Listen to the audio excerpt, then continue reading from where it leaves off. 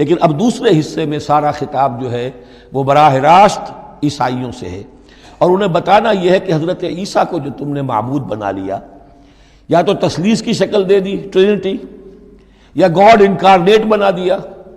تثلیثیں بھی دو طرح کی رہی ہیں، اللہ بھی اور مریم بھی اور عیسیٰ بھی، اور دوسری تثلیث جو ہے جو اب دنیا میں عام ہے وہ ہے اللہ اور روح القدس اور حضرت عیسیٰ۔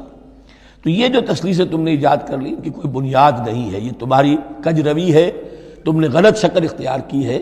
عیسیٰ علیہ السلام بہت برگزیدہ پیغمبر تھے، ہاں ان کی ولادت معجزانہ طریقے پر ہوئی ہے، لیکن اگر ان کی ولادت معجزانہ طریقے پر ہوئی ہے تو ان سے متصلاً قبل یحییٰ کی جو ولادت ہوئی ہے وہ بھی معجزانہ ہوئی ہے، وہ بھی کوئی کم معجزہ نہیں تھا۔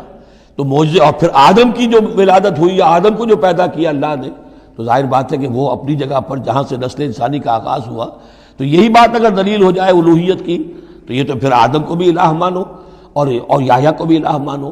تو ساری بحث اس پر ہو رہی ہے۔ ان اللہ اصطفیٰ آدم و نوحا وآل ابراہیم وآل عمران علی العالمین، یقیناً اللہ نے چن لیا آدم کو اور نوح کو اور آل ابراہیم کو اور آل عمران کو تمام جہان والوں پر، تمام جہانوں پر نہیں، تمام جہان والوں پر۔ حضرت آدم علیہ السلام کا بھی استفاء ہوا ہے۔ اس میں کچھ ان لوگوں کے لیے دلیل بنتی ہے جو سمجھتے ہیں کہ جو تخلیق آدم ہے اس میں پہلے کوئی سپیشیز وجود میں آئی تھی، اور اس سپیشیز، اس نوع کے ایک فرد کو اللہ نے چن کر اس میں پھر اپنی روح پھونکی ہے تو وہ آدم بن گئے، تو وہ بھی سلیکٹڈ تھے۔ استفاء کے معنی ہوتا ہے کسی میں سے چن لینا، بہرحال ایک عام معنی بھی ہو جاتے ہیں، پسند کر لینے کے معنی بھی ہو سکتے ہیں۔ ان اللہ اصطفیٰ آدم و نوحا، اور پھر نوح کو پسند کیا، آل ابراہیم، ابراہیم کے گھر کو، ان کے خاندان کو، و آل عمران۔ عمران جو ہے بنی اسرائیل کی تاریخ میں دو عظیم شخصیتوں کے نام ہیں، ایک تو حضرت موسیٰ کے والد کا نام بھی عمران تھا، اور ایک حضرت مریم کے والد کا نام بھی عمران تھا۔ حضرت عیسیٰ کے نانا عمران ہوئے اور حضرت موسیٰ کے والد عمران تھے۔ یہاں پہ غالباً حضرت موسیٰ کے والد مراد ہیں، لیکن چونکہ آگے سارا معاملہ حضرت مریم کا آ رہا ہے تو شاید عین ممکن ہے کہ یہاں پر اشارہ ان کے نانا کی طرف ہو۔ ذریۃ بعضھا من بعض، اور یہ سب جو ہے ایک دوسرے کی نسل سے ہیں، ایک دوسرے کی اولاد سے ہیں۔ نوح حضرت آدم کی اولاد سے ہیں، ابراہیم حضرت نوح کی اولاد سے ہیں، پھر ان کے پورا خاندان بنی اسماعیل بنی اسرائیل یہ ان کی اولاد میں سے ہیں۔ واللہ سمیع علیم، اللہ سمیع اور علیم ہے۔ اس قالت امرأۃ عمران رب انی نذرت لک ما فی بطنی محررا فتقبل منی۔ اب یہ جو عمران کی بیوی ہیں یعنی حضرت مریم کی والدہ، یہ بہت نیک عورت تھیں، بہت ہی متقی، نیک، زاہد۔ ان کو حمل ہوا تو انہوں نے پروردگار سے ایک منت مانی، نظر مانی، رب انی نذرت لک ما فی بطنی، جو میرے پیٹ میں جو بھی بچہ اے اللہ تو پیدا فرما رہا ہے میں تیری ہی نظر کرتی ہوں، یعنی دنیاوی کوئی ذمہ داریوں کا بوجھ اس پر نہیں ہم ڈالیں گے، اور ہیکل کی خدمت کے لیے، دین کی خدمت کے لیے، تورات کی خدمت کے لیے اس کو وقف کر دیں گے، ہم اپنا بھی کوئی بوجھ ان پر نہیں ڈالیں گے، اس توقع میں کہ اللہ بیٹا عطا کرے گا۔ محررن کے مطلب ہے اسے آزاد کر دیں گے، تحریر آزاد کر دینا حر سے، کہ کوئی ذمہ داری اس پر نہیں ہوگی، اسے ہم خالص کر دیں گے تیرے دین کی خدمت کے لیے اور ہیکل کی خدمت کے لیے۔ فتقبل منی، تو اے اللہ میری اس نظر کو تو قبول فرما لے، شرف قبول عطا فرما۔ انک انت السمیع العلیم، یقیناً تو سب کچھ سننے والا اور سب کچھ جاننے والا ہے۔ فلما وضعتها قالت رب انی وضعتها انثی، اب جب وضع حمل ہوا تو پھر اس نے کہا اے اللہ یہ تو میں ایک بیٹی جنم گئی ہوں، یعنی میری تو یہاں بیٹی ہو گئی ہے، میں تو امید میں تھی کہ بیٹا آئے گا تو اس کو جو ہے میں وقف کر دوں گی۔ اس وقت تک ہیکل کے خادموں میں کسی خاتون کو، لڑکی کو قبول نہیں کیا جاتا تھا۔ واللہ عالم بما وضعت، اللہ فرما رہا ہے کہ اللہ بہتر جانتا تھا کہ کیا اس نے جنا ہے، اسے کیا پتا کیسی بیٹی جنی ہے۔ ولیس الذکر کالانثی، اور کہاں ہوگا کوئی بیٹا اس بیٹی جیسا۔ اس کے دونوں معنی کیے گئے، ایک تو ایسا کہ یہ گویا کہ قول مانا جائے حضرت مریم کی والدہ کا کہ لڑکا تو لڑکی کی طرح نہیں ہوتا، اب لڑکا ہوتا تو میں اسے خدمت کے لیے وقف کر دیتی، یہ تو لڑکی ہو گئی۔ اور ایک یہ بھی ہے کہ اللہ کی طرف سے اس کو مانا جائے واللہ عالم بما وضعت ولیس الذکر کالانثی، کوئی بیٹا ایسا ہو ہی نہیں سکتا جیسی بیٹی تمہیں دی ہے۔ وَإِنِّي سَمَّيْتُهَا مریم، اور وہی اب ان کا کلام شروع ہوا ان کی والدہ کا مریم کی، میں نے اس کا نام مریم رکھا ہے۔ وَإِنِّي أُعِيذُهَا بِكَ، اور اے اللہ میں اسے تیری پناہ میں دیتی ہوں، وَذُرِّيَّتَهَا، اور جو بھی اس کی اولاد ہو، نسل ہو، اس کو بھی تیری پناہ میں دیتی ہوں، من الشیطان الرجیم، مردود شیطان کے حملے سے، کہ اللہ ان کو، مریم کو بھی اور اس کی آنے والی اولاد کو بھی تو بہت ہی اپنی حفاظت میں رکھیو، شیطان سے بچائیو۔ فَتَقَبَّلَهَا رَبَّهَا بِقَبُولٍ حَسَنٍ، تو قبول فرما لیا انہیں، یعنی حضرت مریم علیہ السلام کو ان کے رب نے بڑی ہی عمدگی کے ساتھ، قبول حسن، شرف قبول عطا فرمایا بڑی ہی خوبصورت انداز میں۔ وَأَنبَتَهَا نَبَاتًا حَسَنًا، اور ان کی پرورش کی بہت ہی عمدہ طریقے پر، بہت اعلیٰ طریقے پر۔ وَكَفَّلَهَا زَكَرِيَّا، اور ان کو کفالت میں دے دیا، تربیت میں دے دیا حضرت زکریا کے۔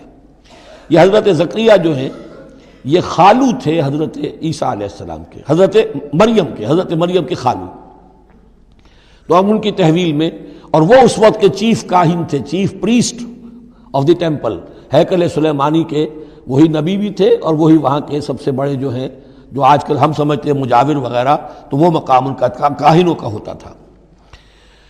وَكَفَّلَهَا زَكَرِيَّا كُلَّمَا دَخَلَ عَلَيْهَا زَكَرِيَّا الْمِحْرَابَ، جب کبھی بھی زکریا ان کے پاس جاتے تھے محراب میں، وجد عندها رزقا، وہ دیکھتے تھے محراب حجروں کی شکل کے اندر جو جیسے بنے ہوتے ہیں مسجدوں کے ساتھ، تو ایسے ایک حجرہ ان کو دے دیا گیا کہ یہ اللہ کے لیے نظر کی گئی ہیں اور ان کو قبول کر لیا گیا ہے، تو اب ان کے لیے یہاں پر یہ حجرہ ہے، اس میں وہ رہتی ہیں۔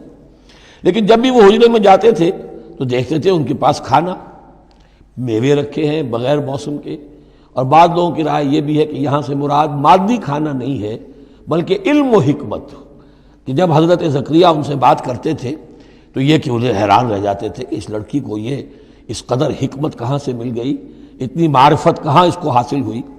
قال یا مریم انا لک ھذا، وہ پوچھتے اے مریم یہ تمہیں کہاں سے چیزیں ملتی ہیں، یہ کھانے کہاں سے آ جاتے ہیں، یہ بے موسمی پھل کہاں سے آ جاتے ہیں، یا یہ علم و حکمت کی باتیں تمہیں کیسے معلوم ہوتی ہیں؟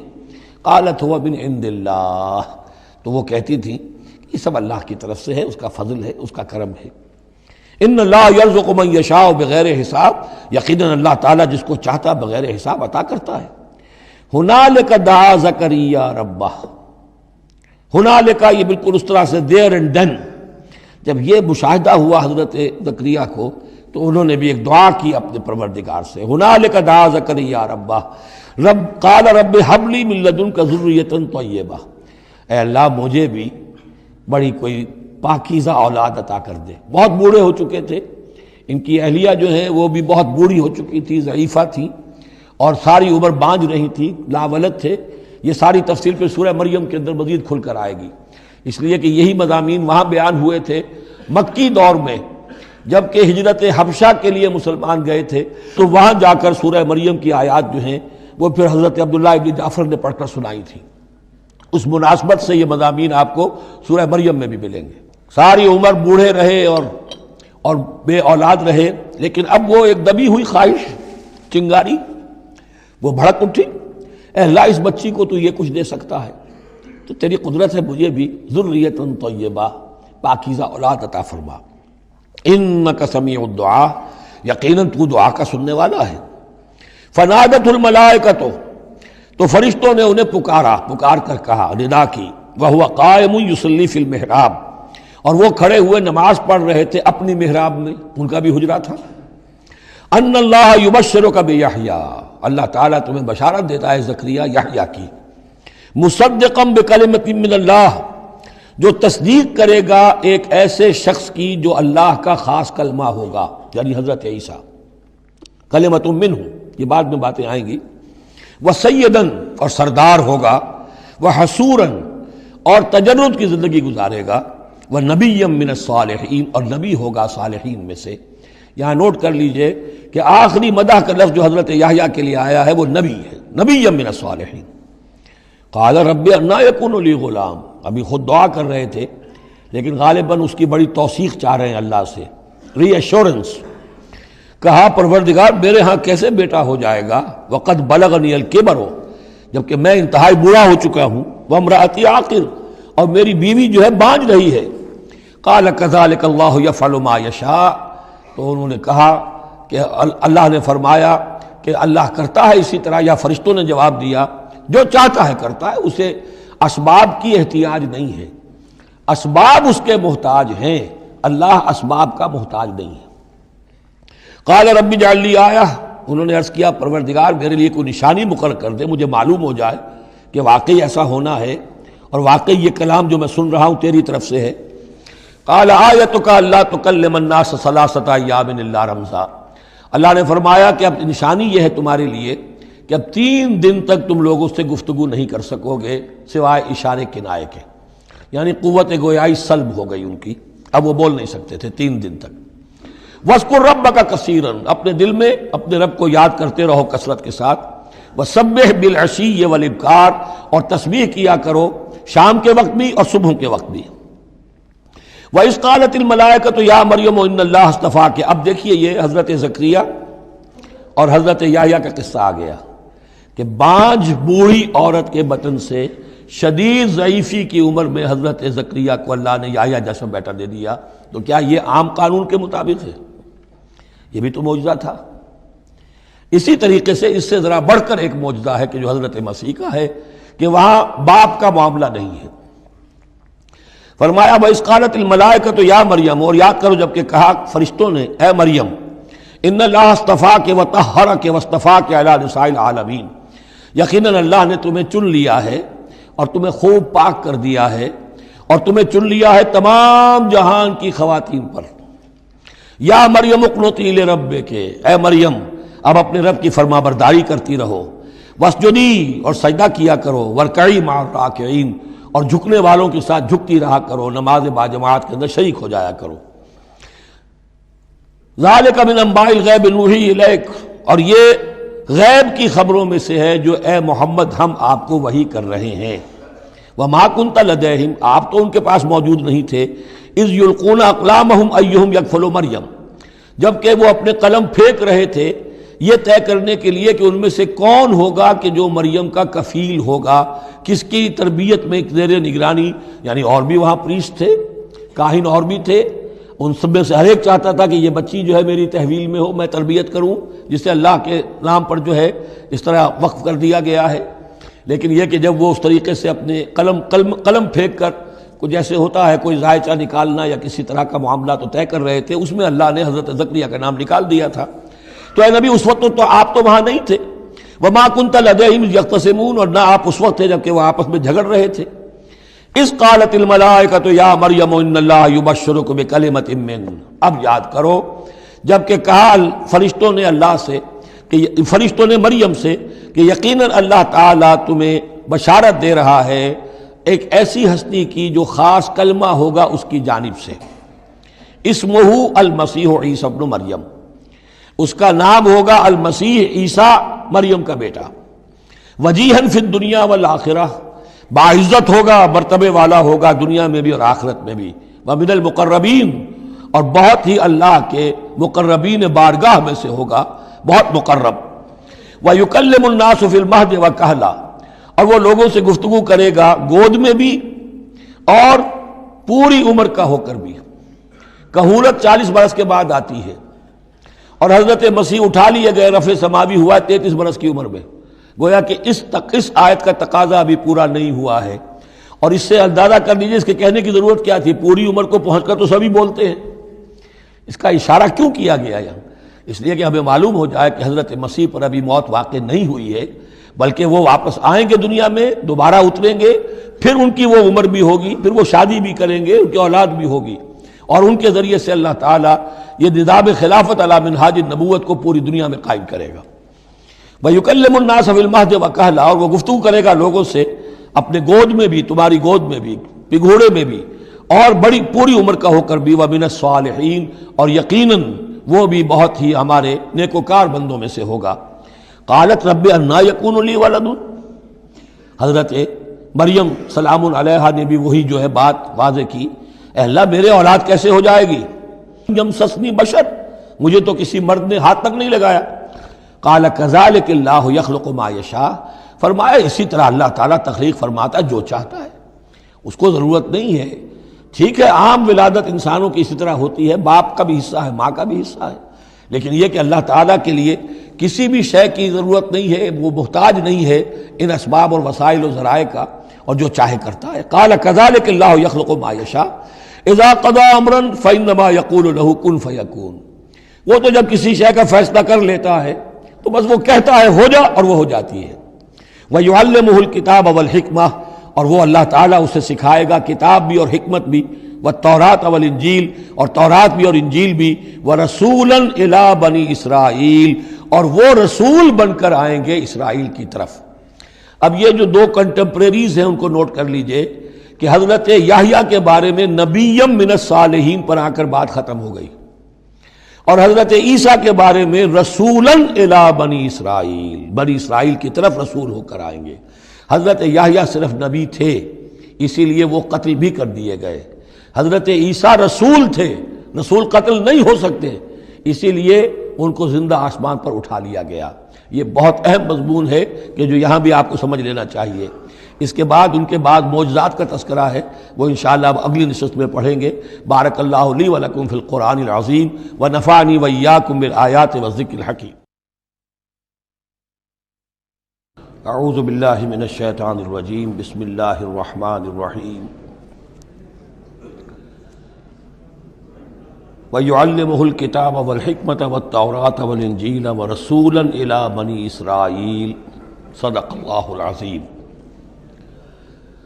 اس آیہ مبارکہ کے بارے میں ایک نقطہ تو میں بیان کر چکا ہوں کہ تقابل جو ہے ذہن میں رکھنا چاہیے کہ حضرت یحییٰ علیہ السلام کے بارے میں ان کے لیے جو بھی توصیفی کلمات اللہ تعالیٰ نے ارشاد فرمائے ان میں آخری ہے نبیم من الصالحین، اور حضرت عیسیٰ علیہ السلام کے لیے یہاں پر جو الفاظ آئے ہیں وہ رسولاً الی بنی اسرائیل. اس کو نوٹ کر لیجئے، پھر آئندہ چل کر اس کے اور بھی حوالے آئیں گے.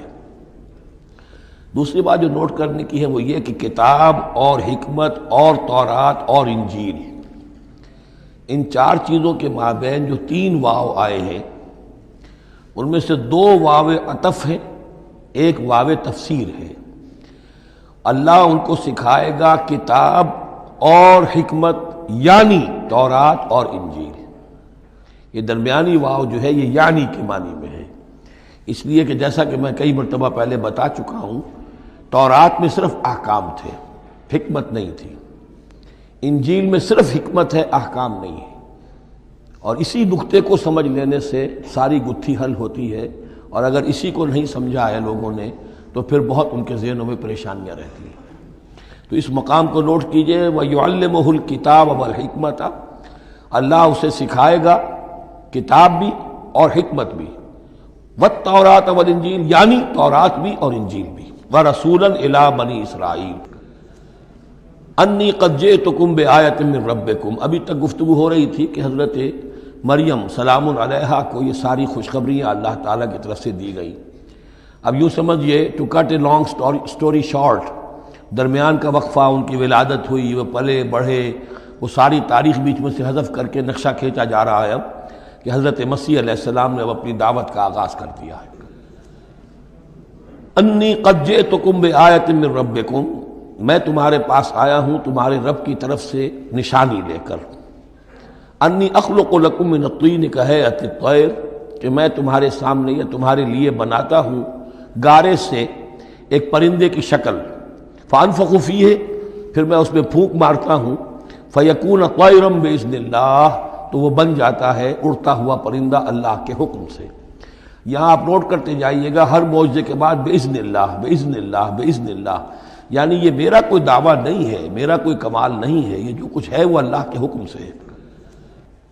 وَأُبْرِئُ الْأَكْمَحَ وَالْأَبْرَصَ وَأُحْيِي الْمَوْتَىٰ بِإِذْنِ اللَّهِ، اور میں شفا دے دیتا ہوں مادرزاد اندھے کو بھی اور کوڑھی کو بھی، اور میں مردہ کو زندہ کر دیتا ہوں بِإِذْنِ اللَّهِ، اللہ کے حکم سے. وَأُنَبِّئُكُم بِمَا تَأْكُلُونَ وَمَا تَدَّخِرُونَ فِي بُيُوتِكُمْ، اور میں تمہیں یہ بھی بتا سکتا ہوں کہ تم کیا کھاتے ہو اور کیا چیزیں تم نے اپنے گھروں میں ذخیرہ کر رکھی ہیں. ان فی ذلک لآیۃ لکم، اس میں تمام چیزوں میں تمہارے لیے نشانی ہے. ان کنتم مومنین، اگر تم ایمان والے ہو یا ایمان لانا چاہو. یعنی یہ کہ اپنی رسالت کے صداقت اور حقانیت کے دلیل کے طور پر یہ معجزات پیش فرمائے۔ وَمُصَدِّقًا لِمَا بَيْنَ يَدَيَّ مِنَ التَّوْرَاۃ، اور میں تصدیق کرتے ہوئے آیا ہوں اس کی کہ جو میرے سامنے موجود ہے تورات میں سے، وَلِأُحِلَّ لَكُمْ بَعْضَ الَّذِي حُرِّمَ عَلَيْكُمْ، اور تاکہ میں کچھ حلال قرار دوں تم پر وہ چیزیں جو تم پر حرام کر دی گئی ہیں۔ یہ اصل میں اشارہ ہے سبت کے حکم کے بارے میں، کہ جیسے ہمارے ہاں بھی بعض جو مذہبی مزاج کے لوگ ہوتے ہیں ان میں پھر بڑی سختی پیدا ہو جاتی ہے، غلو کرتے چلے جاتے ہیں دین کے احکام میں۔ تو سبت کے حکم میں یہودیوں نے اس حد تک غلو کر لیا تھا کہ کسی مریض کو دعا کرنا اس کے لیے کہ اللہ اس کو شفا دے دے، یہ بھی نہیں کرنا، کچھ نہیں کرنا، کوئی کام، گویا کہ یہ بھی دنیا کا کام ہے۔ لہذا اس کی ایک انتہا تک وہ پہنچ گئے تھے، جن کو آ کے حضرت مسیح علیہ السلام نے پھر اس کی وضاحت کی کہ یہ چیز کے اس کی تقاضوں میں شامل نہیں ہے۔ وَجِئْتُكُمْ بِآیَةٍ مِّن رَبِّكُمْ، اور میں تمہارے پاس لے کر آیا ہوں نشانی تمہارے رب کی طرف سے، فَاتَّقُوا اللَّهَ وَأَطِیعُونِ، پس اللہ کا تقوی اختیار کرو اور میری اطاعت کرو۔ ان اللہ ربی و ربکم فاعبدوہ، یقیناً اللہ ہی میرا بھی رب ہے اور تمہارا بھی رب ہے، پس اسی کی بندگی کرو۔ ھذا صراط مستقیم، یہی سیدھا راستہ ہے۔ آپ کو یہی الفاظ ملیں گے سورہ مریم میں انشاءاللہ۔ فلما احس عیسیٰ منہم الکفر، اب پھر دیکھیے وہی درمیانی وقفوں کو چھوڑتے ہوئے یہ دعوت میں کتنا عرصہ لگا، کئی سال کے بعد اب مخالفت ہوئی، اور مخالفت ہوئی ان کے علماء کی طرف سے۔ یہود کے جو علماء تھے شدید ترین مخالفت انہوں نے کی، ان کی مسندوں کو خطرہ ہو گیا، ان کی چودراہٹیں جو ہے وہ خطرے میں پڑ گئیں، تو انہوں نے مخالفت کی۔ اور اس وقت تک ظاہر بات ہے کہ یہودیوں پر ان کے علماء کا جو ہے اثر و رسوخ بہت زیادہ تھا۔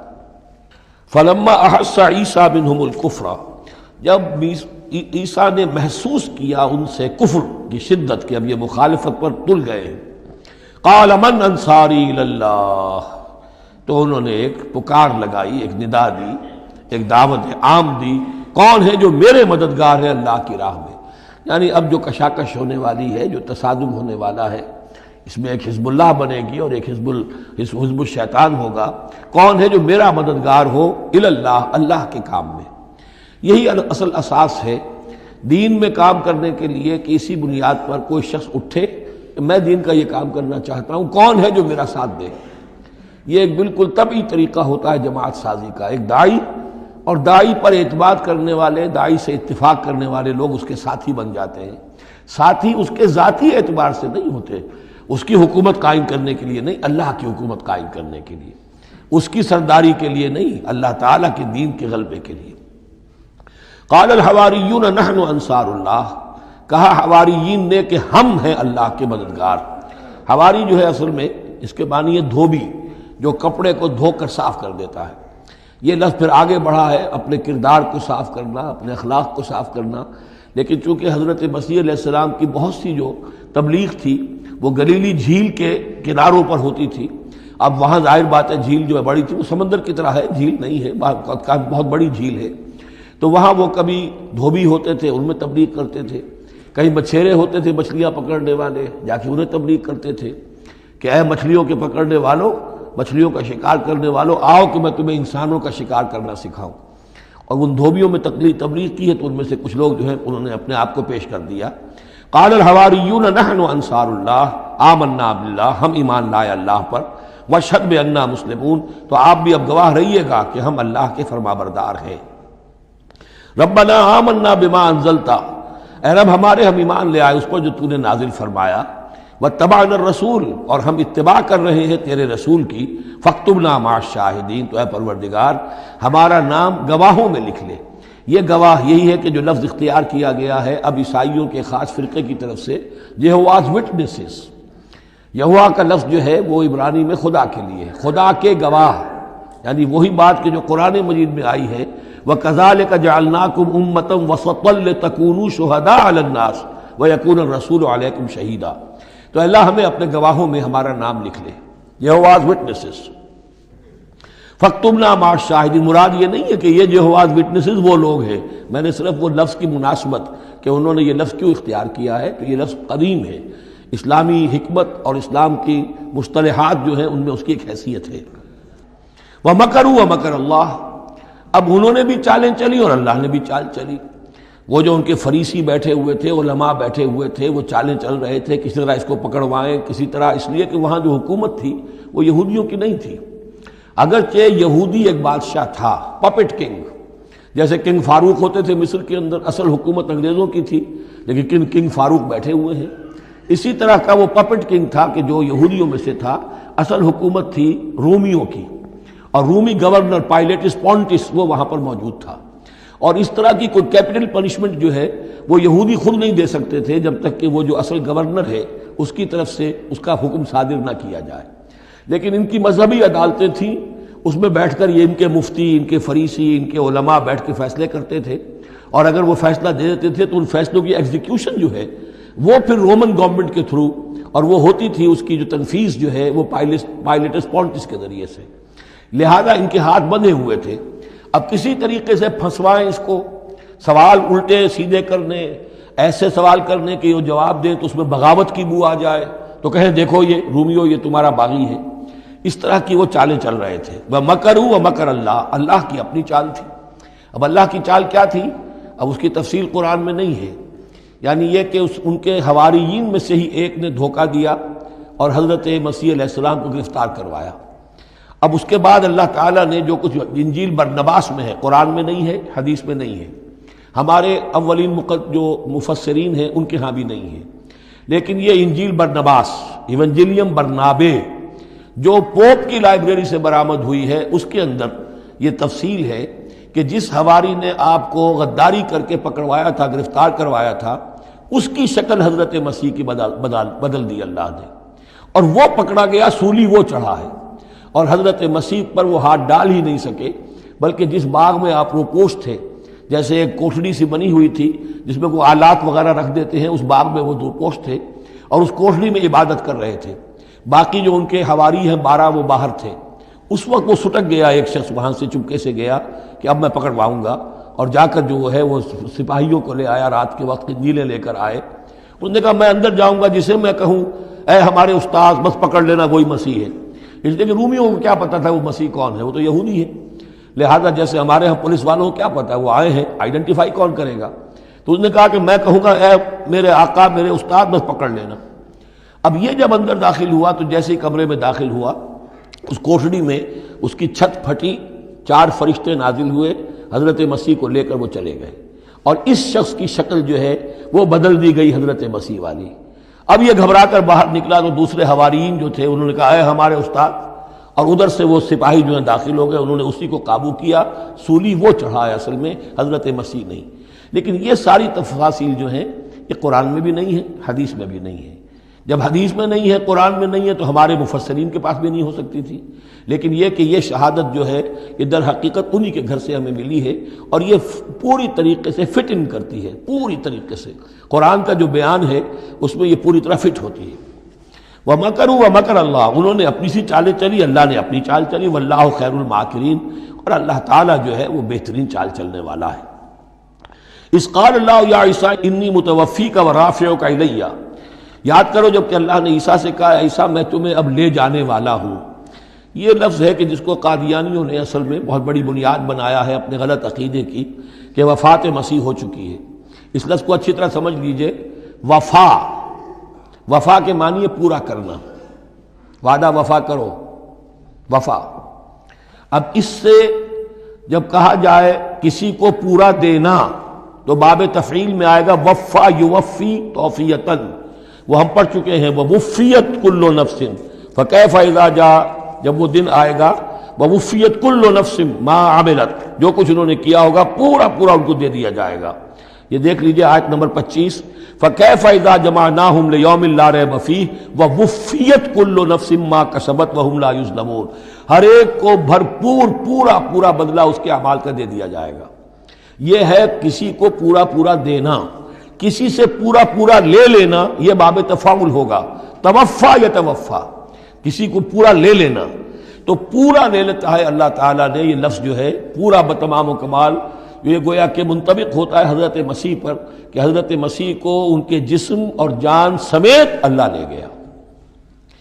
ہم جب کہتے وفات پا گیا تو یہ ہے استعارتاً، جسم یہی رہ گیا، صرف جان گئی ہے، اور یہی لفظ قرآن میں آتا ہے نیند کے لیے بھی، اللہ یتوفی الانفس حین موتہا، اس لیے کہ نیند میں بھی یہ ہوتا ہے کہ خود شعوری نکل جاتی ہے انسان میں سے، اگرچہ زندہ ہے، اب اس کو اگر کوئی چیونٹی کاٹ رہی ہے تو جاگ جائے گا، لیکن ویسے اس کی خود شعوری ختم ہو چکی ہے، اور روح کا تعلق ہے خود شعوری کے ساتھ، تو نیند میں بھی اللہ تعالیٰ روح کو قبض کر لیتا ہے، اس کے لیے بھی توفی کا لفظ ہے۔ پھر جب انسان مرتا ہے تو روح اور جان دونوں چلی گئیں اور صرف جسم رہ گیا، یہ بھی توفی ہے۔ اور سب سے زیادہ مکمل توفی کیا ہے کہ اللہ تعالیٰ حضرت مسیح کو ان کے جسم، جان اور روح تینوں سمیت سموچے حضرت مسیح کو زندہ جو کا تو لے گیا۔ یہ ہے عقیدہ جو مسلمانوں کا ہے، اور جہاں تک لفظ کا تعلق ہے اس میں قطعاً کوئی بات جو ہے اس میں ایسی نہیں ہے کہ جس سے کوئی شخص دلیل پکڑ سکے، سوائے اس کے کہ ان لوگوں کو بہکانا آسان ہے جنہیں عربی زبان کی گرامر سے واقفیت نہیں، وہ ایک ہی وفات جانتے ہیں۔ وفات تین ہو گئی ہیں اضرو قرآن جو میں نے آپ کو سمجھائی ہیں۔ اس قال اللہ یا عیسیٰ انی متوفی کا، میں تمہیں لے جاؤں گا، ورافعک الیہ، اور تمہیں اپنی طرف اٹھا لوں گا، ومطہرک من الذین کفروا، اور تمہیں پاک کر دوں گا ان لوگوں سے جنہوں نے تمہارے ساتھ کفر کیا ہے، وجاعل الذین اتبعوک فوق الذین کفروا الی یوم القیامہ، اور جو لوگ بھی تیری پیروی کریں گے انہیں اب ہمیشہ ہمیش کے لیے قیامت تک ان کے اوپر رکھوں گا کہ جنہوں نے کفر کیا ہے تیرے ساتھ، جو تیرا انکار کر رہے ہیں یہودی، اس کے بعد سے جو پسے ہیں آج تک پس رہے ہیں۔ حضرت مسیح سن 30 میں اٹھا لیے گئے یا 33 میں، اور اس کے بعد سے آپ کو معلوم ہے کہ مسلسل سن 70 عیسوی میں ہیکل سلیمانی ختم ہوا، 1,20,000 یا 1,33,000 یہودی ایک دن میں ٹائٹس نے قتل کیے یروشلم میں حضرت مسیح کے رفع سماوی کے 40 برس بعد۔ ان کا ہیکل سلیمانی بھی وہ جو ہے وہ ختم کر دیا گیا، اب اس کی ایک دیوار ہے، میں بتا چکا ہوں 1927-28 برس ہو گئے ہیں کہ ان کا کعبہ گرا پڑا ہے۔ 1917 سے پہلے تک، بلکہ یوں سمجھیے پہلے 500 برس تک تو ان کا داخلہ بھی ممنوع تھا۔ یہ تو حضرت عمر کے ہاتھوں جب فتح ہوا ہے، یہ ڈائسپورا کا ان کا پیریڈ کہلاتا ہے، ایک پیریڈ ان کا کیپٹیوٹی کا تھا، جبکہ وہ نبوکدنضر لے گیا تھا انہیں اور بیبیلونیا میں قید میں رکھا ہے، وہ ہے ان کا پیریڈ آف کیپٹیوٹی۔